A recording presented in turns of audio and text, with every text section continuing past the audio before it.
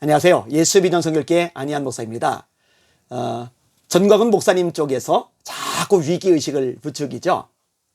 그 위기의식이 뭐예요? 공사나 다 됐다. 이제 끝장났다. 그러니 힘 모아라. 그러니 일하도록 돈 보내라. 그래 놓고 4조짜리 기독청을 짓는데요. 여러분, 이 두 가지가 병행이 됩니까? 양립이 됩니까? 당장 공사나로 무너질 지경인데 4조짜리 그 설계 도면 나오는 것만도 한참 걸릴 거예요. 그죠? 4조 모아지는 것도 한참 걸릴 거예요. 그 짓는 것도 한참 걸릴 거예요. 그 전에 공사나 다 되겠네요. 이 말도 안 되는 소리를 하고 있어요. 기독청을 지으면 이 사람 막아낸다? 새빨간 거짓말이죠. 유럽에 어마어마한 의리의리한 성당들, 건물들이 없어서 이슬람 세력에게 삼켜졌었습니까? 건물로 막아낼 수 있는 게 아니에요. 영성이 죽으면, 성령의 불이 꺼지면은 메가리가 없어질 수밖에 없는 겁니다. 정말 감사죠. 천만다행이죠. 정권 교체가 되었어요. 자, 그런데 이제는 동력이 떨어지잖아요. 저 광화문에 사람들도 잘 안 보이는 거예요. 그리고 정광훈 목사님의 문제점들이 드러나면서 또 이단적인 가르침, 교리들, 사상 같은 것들이 적나라하게 드러나면서 사람들이 우후죽순으로 떨어져 나가는 거예요. 그러니 위기를 느끼죠. 자, 그러니 또다시 뭔가 분위기를 만들어 가야 돼요. 그게 뭐냐? 5월 달에 좌파들이 총동원된다. 민노총이 총동원된다. 이 모든 주사파 세력이 총동원돼서 윤석열 정부를 무너뜨리려고 할 거다. 그러니까 이거 막을 세력 나밖에 없다. 전광훈 세력밖에 없다. 그러니까 나를 중심으로 결집해라. 근데요, 참 희한하죠? 정광훈 목사님을 싫어하고 잘못됐고 문제가 많다고 생각하면서도 요런 논리에 쏠깃해서 넘어가는 사람들이 있으니까요. 아니, 저를 좋아하고 협력해주고 지지해주는 목사님들 중에서도 있더라고요. 그거 진짜 지금 위험한 상황 아니냐고, 요거 막아내야 되지 않냐고, 요거 전광훈 목사님 중심으로 뭉쳐야 되는 거 아니냐고. 그래서 제가 설명을 해줬습니다. 그때하고 지금하고는 상황이 완전히 다르다고요. 자, 일단 국민들의 시선, 국민들의 감각 자체가 예전하고 달라요. 문재인 정권 들어오면서 자기 세상이 됐죠. 주사파가 완전히 설쳐버렸어요. 다 드러나 버렸어요. 그리고 실제로 주사파가 있구나. 이게 대한민국을 좀먹고 있구나. 공산화로 몰아가고 있구나. 이 국민들이요, 이 부분에서 인식을 하기 시작을 한 거예요. 최근 여론조사 보셨어요? 20대, 30대. 예전에는 진보가 훨씬 많았는데 지금은 보수가 많아요. 왜? 문재인 정권 때 드러난 이 좌파 세력들, 이 주사파 세력들의 내로남불이 너무나 명확하게 드러났기 때문입니다. 그러니까 예전에 선동하던 때하고 예전에 수많은 군중들이 모이던 때하고 지금은 상황이 다르다. 이거를 기억할 필요가 있어요. 그 다음에 또 하나. 자, 우리가 어떤 걸 기억하고 있어요? 이명박 대통령 때 광우병 파동, 엄청난 인파가 모여들었죠. 난리 법석이 발생했어요. 유모차까지 끌고 나와가지고 뇌송송 구멍 탁, 미국산 쇠고기를 먹으면 광우병에 걸려서 뇌송송 구멍이 탁하고 뚫린다. 이러면서 선동질을 했단 말이에요. 여기에 수많은 사람이 넘어갔단 말이에요. 제가요, 그 사건 지나고 나서요, 주변 사람들하고 얘기하면서 그런 얘기를 했어요. 그 이명박 대통령이 잘못한 거다. 왠지 알아요? 공권력이 생각보다 무시무시합니다. 이거 막강 파워예요. 법적으로 문제가 없다면은, 그리고 법적으로 상대방이 범죄 사실이 드러나면은요, 단호하게, 엄중하게 처리를 해 나가면은요, 생각보다 이것을 막아내는 게 만만치가 않습니다.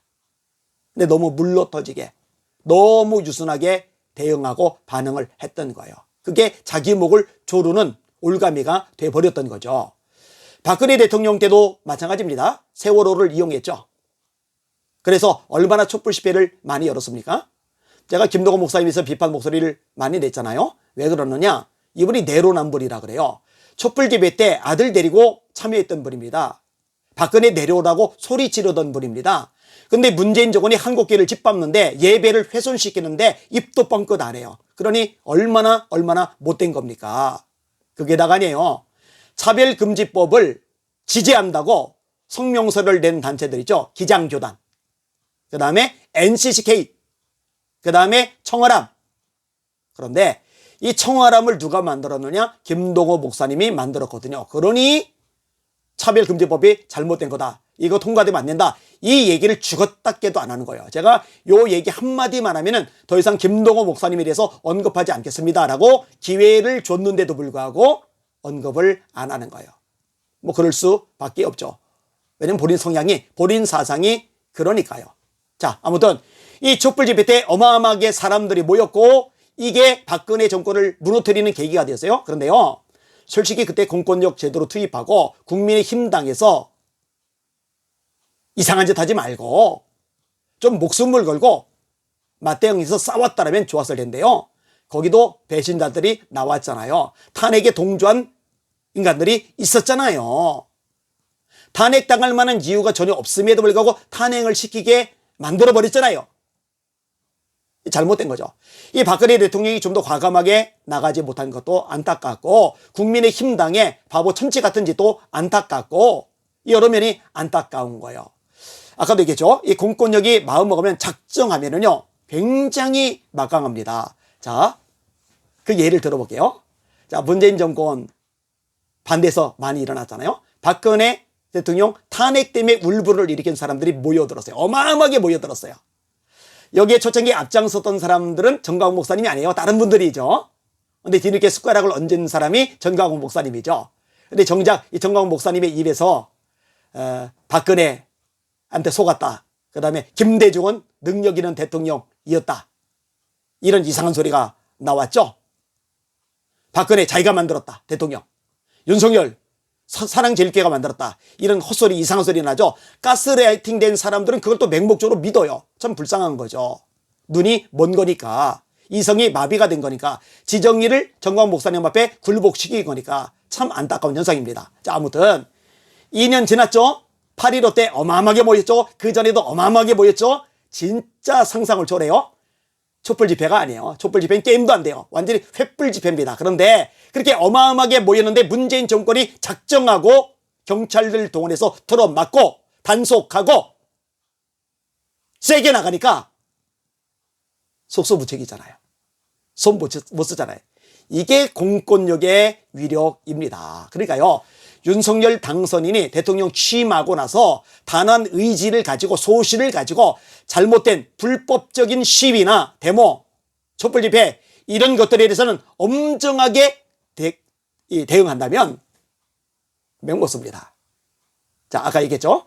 국민들 정서가 많이 달라졌다. 국민들이 주사파의 실제 정체를 확실하게 알게 되었다. 예전처럼 그렇게 막 속아 넘어가고 선동되기는 어렵게 되었다. 이게 중요한 한 가지 요소이고요. 또 하나는 윤석열 당선인이 추미애 겪으면서, 조국 겪으면서 진짜 선전수전 공준적 다 겪었어요. 이 좌파 세력의 악랄함에 대해서 알게 되었어요. 이제 쉽게 휘둘렸다가는 어떤 꼴을 당할지 알아요. 그러니 단호하게 법적으로 대처할 가능성이 높다는 거죠. 공권력을 가지고서 쉽게 내주지 않을 거라는 생각이 들 수 있는 거죠. 이런 면에서 민노총 일어난 단들, 좌파 세력들, 주사파 세력들, 결집한 단들 예전처럼 파괴력을 지니기는 어렵다라는 겁니다.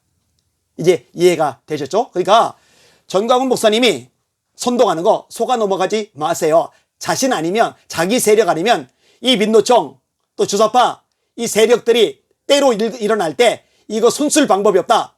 여기에 현혹될 이유가 손톱만큼도 없는 겁니다. 절대로 속아 넘어가지 마시길 바랍니다. 제가 참 웃기는 제목을 하나 봤어요. 뭐냐면은 민노총 쪽인가 이 좌파 세력 쪽인가 간첩을 뭐 몇 명? 9명이라고 그랬어요. 하여튼 몇 명인가 집어넣었대요. 세상에 이거 뻥이죠. 뻥. 거짓말이에요. 왜 이렇게 거짓말을 자주 합니까?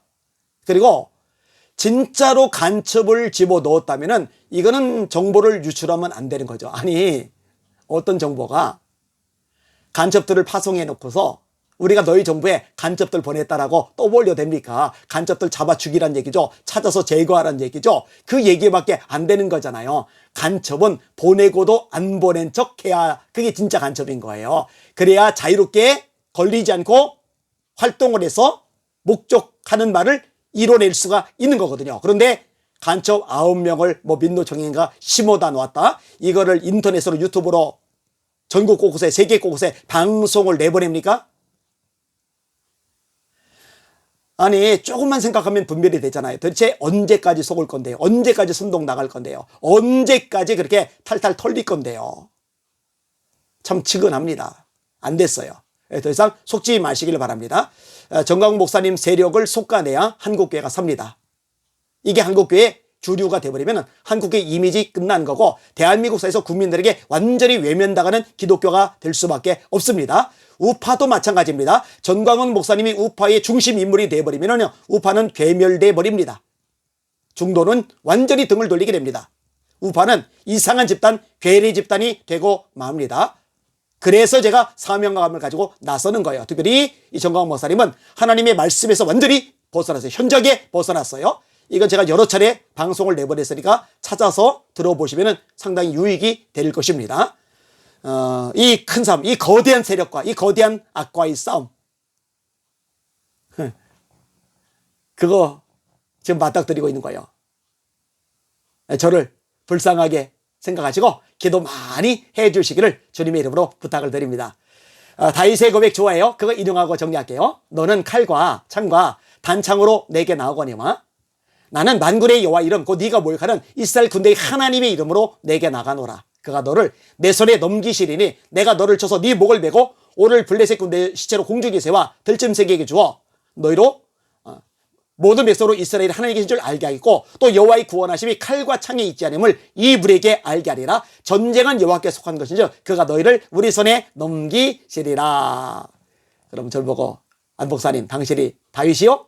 그런 얘기가 아니에요. 전쟁은 하나님께 달렸다라는 거죠. 거대 세력, 거대악, 전광훈 목사님 세력 어마어마하잖아요. 근데 이미 타격 많이 받고 있죠. 엄청 귀청거리고 있죠. 엄청 이탈하고 있죠. 하나님 역사하시면은 골리앗 쓰러지듯이 쓰러지고 말 겁니다. 그렇게 되는 것을 같이 보게 될 것입니다. 날마다 주님 바라보고 주님의 이름으로 전진하며 승리합시다. 할렐루야.